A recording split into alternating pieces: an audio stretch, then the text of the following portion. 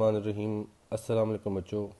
आज हमारा हार्मोन के सिलसिले में दूसरा लेक्चर है। तो लास्ट लेक्चर में हमने आखिर में हार्मोन्स का मोड ऑफ़ एक्शन पढ़ा था कि हार्मोन्स का जो मोड ऑफ़ एक्शन है उसमें पाँच छः जो है उसके जुज़ो हैं।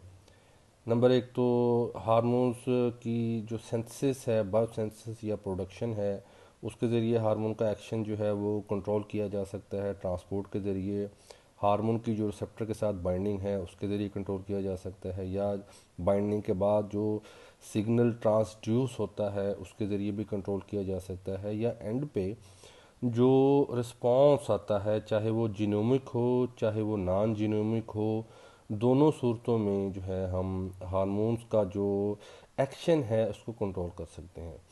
तो इसमें ये जो मोड ऑफ एक्शन या उसका सिग्नल ट्रांसडक्शन पाथवे है, तो हम बायोटेक्नोलॉजी के ज़रिए जितने भी जो जीन्स ये प्रोसेस कंट्रोल करते हैं उनको हम छेड़छाड़ के किसी जीन को डिलीट कर देंगे, या किसी जीन का जो एक्सप्रेशन है उसको बढ़ा देंगे।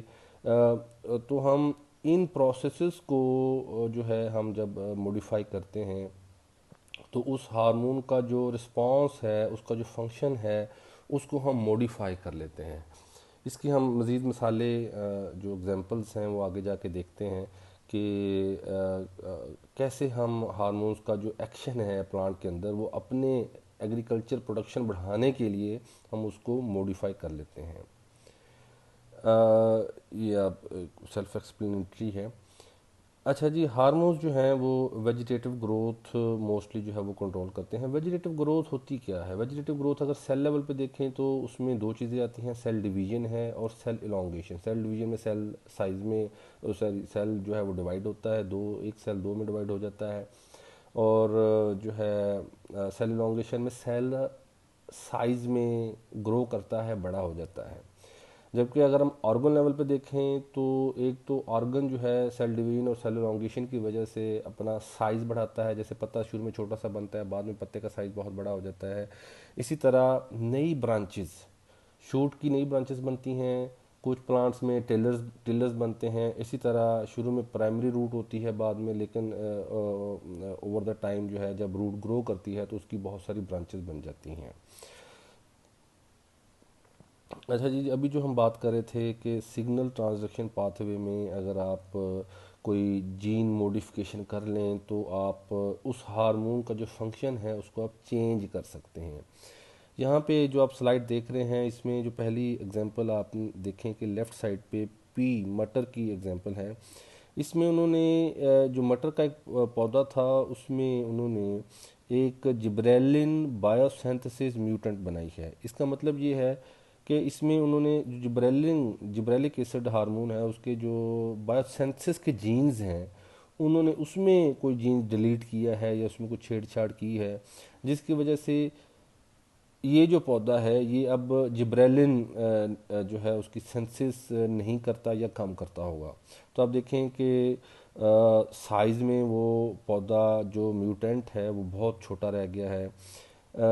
आप मिडल में जो एग्जांपल देखें इसमें उन्होंने ऑक्सिजन रिस्पांस म्यूटेंट, यहाँ पे उन्होंने बायोसिंथेसिस को डिस्टर्ब नहीं किया। यहाँ पे जहाँ ऑक्सिजन रिस्पांस देता है, जहाँ जाके कुछ जीन्स को रेगुलेट करता है, ग्रोथ के जीन्स को, तो वहाँ पे उन्होंने कुछ जीन जो है उसको उसकी मॉडिफिकेशन की है, उसकी म्यूटेंट बनाई है।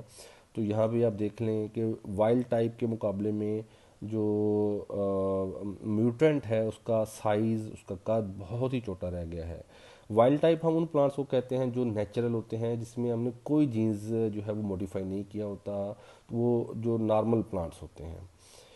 राइट साइड पे भी आप देखें कि इसमें ब्रासिनोस्टेरॉइड हार्मोन जो है उसकी म्यूटेंट उन्होंने बायोसेंसर म्यूटेंट्स बनाई हैं, वो भी आप देखें कि साइज़ में जो है वो वाइल्ड टाइप के मुकाबले में बहुत छोटी रह गई हैं। अच्छा जी, अब हम हार्मोन्स का इंट्रोडक्शन देखते हैं। सबसे पहला हार्मोन जो है जो डिस्कवर हुआ था वो भी ऑक्सिन था। ऑक्सिन को हम इंडोल थ्री एस्टिक एसिड भी कहते हैं, ये उसका स्ट्रक्चरल नाम है, लेकिन मोस्टली हम जो उर्फ़ आम में उसको हम ऑक्सिन कहते हैं। ऑक्सिन के जो चंद मोटे मोटे फंक्शंस हैं उनमें एक तो ये ग्रोथ, जो वेजिटेटिव ग्रोथ है उसको कंट्रोल करता है। फिर फोटोट्रॉपिज्म और ग्रेविट्रॉपिज्म। फोटोट्रॉपिज्म का आपको पता है कि लाइट के रिस्पांस में शूट जो है वो ऊपर की तरफ सूरज की तरफ ग्रो करती है, जबकि ग्रेविट्रापिज्म ग्रेविटी की वजह से ग्रेविटी को अट्रैक्ट करते हुए रूट्स जो हैं वो ज़मीन की तरफ मूव करती हैं।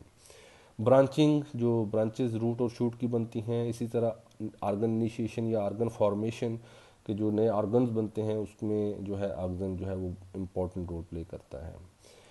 ऑक्सीजन की डिस्कवरी जो है वो सबसे पहले चार्ल्स डार्विन ने की। चार्ल्स चार्ल्स डार्विन जो है वो डिफरेंट एक्सपेरिमेंट्स कर रहा था, तो उसने एक एक्सपेरिमेंट किया कि उसने एक अंधेरे कमरे में सीड्स को, बारले के सीड्स को जर्मिनेट करवाया। अब जब अंधेरे में उसने जर्मिनेट करवाया तो उसने ये देखा कि जो कोलेप्टाइल्स हैं, कोलेप्टाइल ये जो आप सामने येलो कलर की देख रहे हैं लैंप के साथ, ये वो शूट का हिस्सा होता है। जब सीड जर्मिनेट करता है ग्रासेस का, तो पहला जो ज़मीन से शूट बाहर आती है वो लिपटे हुए पत्ते होते हैं जिसको हम कोलेप्टाइल बोलते हैं। तो जब उसने अंधेरे कमरे में बारले के सीड्स को जर्मिनेट करवाया तो उसने ये देखा कि जो कोलेप्टाइल्स हैं वो बहुत ज़्यादा लेंथी हो गई हैं। ठीक है, उसका साइज़ बहुत बड़ा है एज़ कम्पेयर टू अगर हम वही सीड जो है वो हम धूप में उनको ज़मीन के अंदर जर्मिनेट करवाएं।